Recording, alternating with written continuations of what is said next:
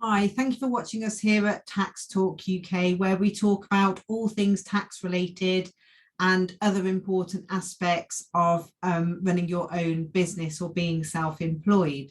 So we've been asked to cover the practical steps that you should be taking to set up a limited company if you've chosen that trading style.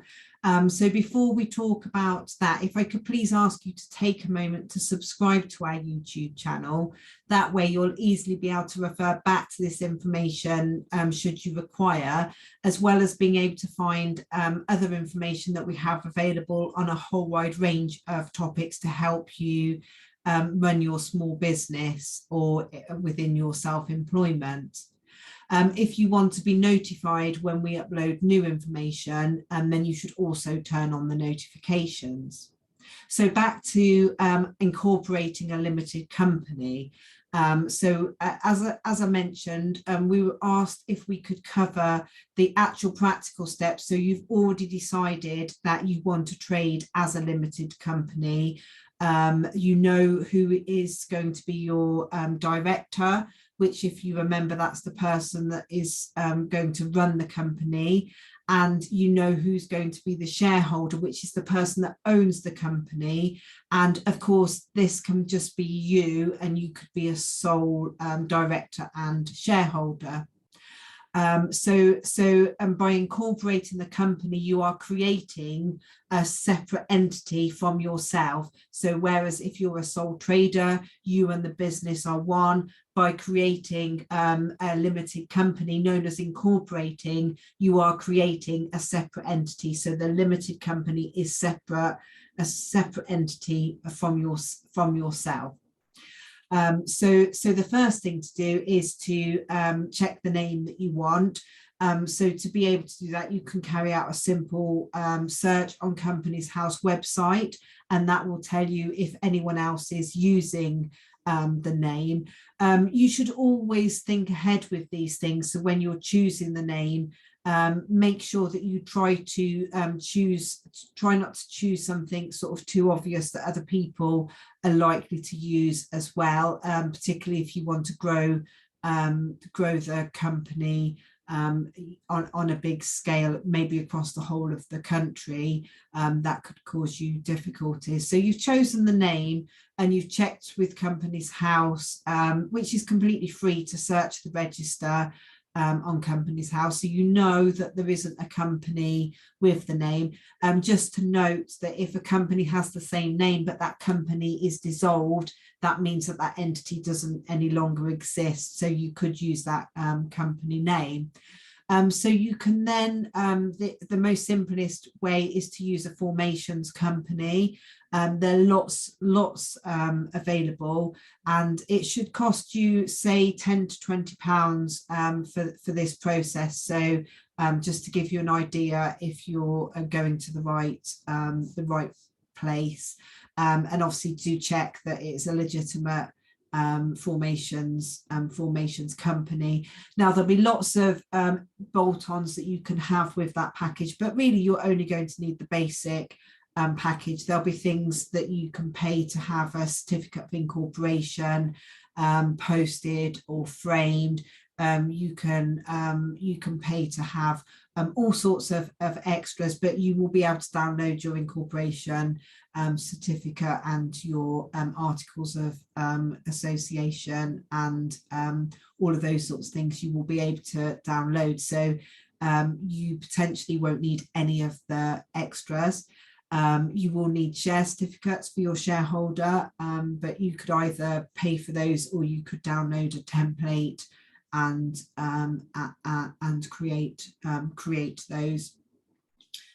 So that is quite a quick process. So what you're going to do is you're going to provide the formations company with the detail of the company and the company name that you want to have, with all the detail of the director or directors and shareholder or shareholders. If there's more than one, you will need to provide photographic identification and address verification for any officers or shareholders of the the company. So you should have all of that information to hand before you actually make the order. As soon as you've given all that information and placed the order, it's generally fairly quick to have the company incorporated, certainly sort of within 24 hours. If we're talking within the working week, then you would expect to have your company number applied. So the formation company, once they come back and tell you that it's been approved and your company has been incorporated, then you should download the certificate of incorporation, produce the share certificates if you haven't purchased those, and download your articles of association, which you can generally get from the company formation, or you can get them from Company House too. The formations company should also be giving you your authentication code. Now, this is a really important code. So those of you who have already been self-employed previously or are familiar with HMRC will know that to access HMRC, you generally have a username and a password. Well, with Companies House, it's slightly different in that all that you actually need to be able to file for the company is the company name, the company number, the registered number, and the authentication code. So that will enable you, when the time comes, to file your annual confirmation statement or your annual accounts with Companies House. So it's really important that you don't dismiss that code, and that you do make a secure note of that code, because although it's great that it's quite simple, it means that anyone with that code is able to make submissions to Company House.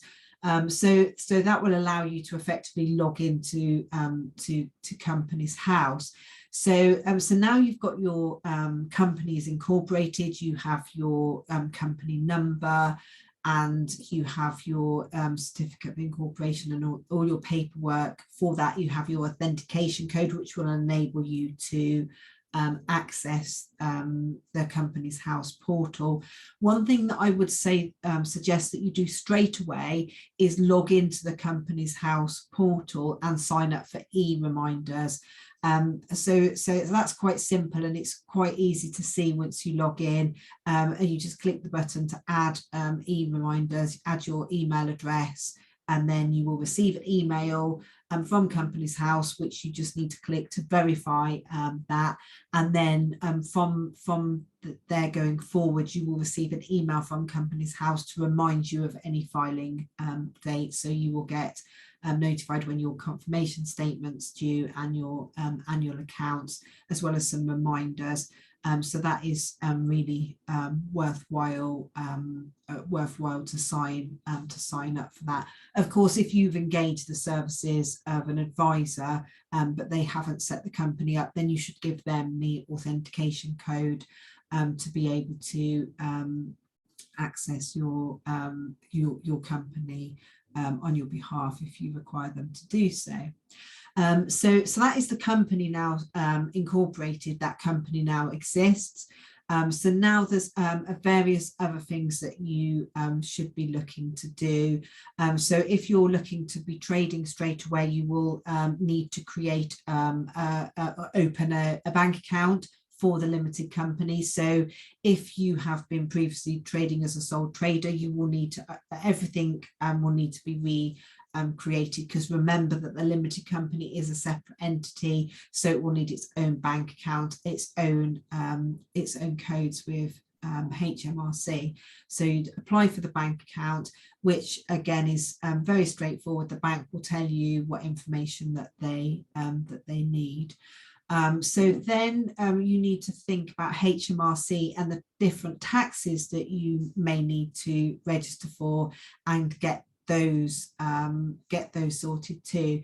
So the first one to consider, which anyone that's trading as a limited company will need to be registered for, is corporation tax. So you should notify HMRC of when you've started trading and some details of your trading. You can do that by registering for a government gateway account as an organisation in the name of your company, because as we talked about already, you created a separate legal entity to yourself, so the company will need its own access to and its own codes. So once you've created a government gateway account, you will then be able to notify HMRC if you're trading and register to be able to make submissions through your gateway account for your corporation tax.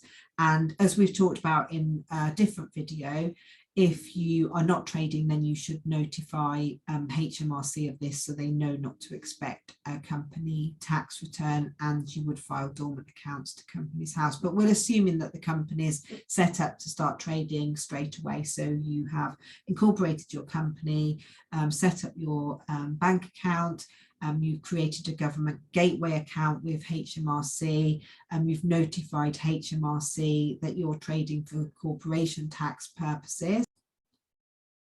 Also added the corporation tax as a service to your gateway account so that you can access that. Even if you're using an advisor to complete your corporation tax returns, it's worth having that accessible on the gateway account, because it enables you to make payments easy and to track your liability without having to refer to your advisor as payments are made, or to check your liability. It will also enable you to set up things like direct debits for your liability, which your advisor won't be able to do that on your behalf unless they are party to the bank account. They would need to generate you a manual form. So then you need to think about other taxes that may be applicable, and these will depend on your circumstances. So we've talked about in our core guidance VAT registration. So if you are going to be registering for VAT, again, you will be able to do that through your government gateway account, and it will be answering a series of questions on what's expected to happen with your company. And we talk about registering for VAT in more detail in a different video, so won't go into that in a lot of detail. If you don't have your bank account at the time you do the VAT registration, perhaps there's a little bit of a delay or you're waiting for the details, then you can just notify as part of your application that you have applied for a bank account and waiting for the details. But unless you're expecting a big delay on the details, then if you've got the bank account details before you register for the VAT, because otherwise once you have got your bank details you have to revisit your VAT account to update with your bank details. So VAT, if that is going to be applicable to you, then you then also need to think whether you need a PAYE account. So if you are paying yourself as a director through the payroll scheme, then this is one example of when you would need a PAYE account. If you are going to be operating within the construction industry, and again we cover construction industry, we have a whole playlist dedicated to construction industry, you would need a PAYE account. If you are going to be an employer employing employees, again covered in more detail in a different video, then these are the reasons that you would need to register as an employer with HMRC for your company. And again, you can do that through the portal, through your government gateway account. So you can see now how important it is to get that government gateway account set up quite early on, because then it's there and it's ready for when you need it. We'd always advocate just having things set up as soon as you know that you'll need something.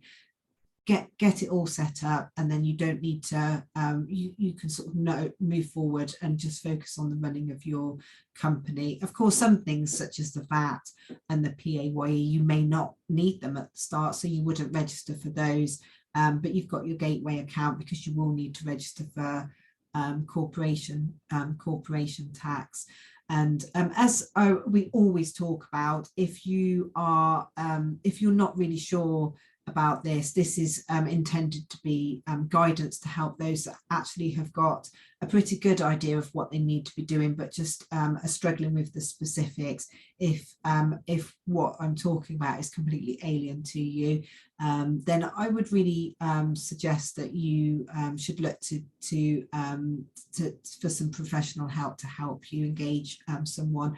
And of course, as I always say, if you are engaging the services of someone to help you, please do make sure that they are qualified for the services that they are providing to you, and that they're a member of a professional body if applicable, and that they hold relevant insurance, because there's no point engaging someone to help you that doesn't really know any different than you do. So that's not to say there's any reason that you can't do it yourself, but obviously there are a lot of implications, a lot of things that can go wrong if you don't really know what you're doing.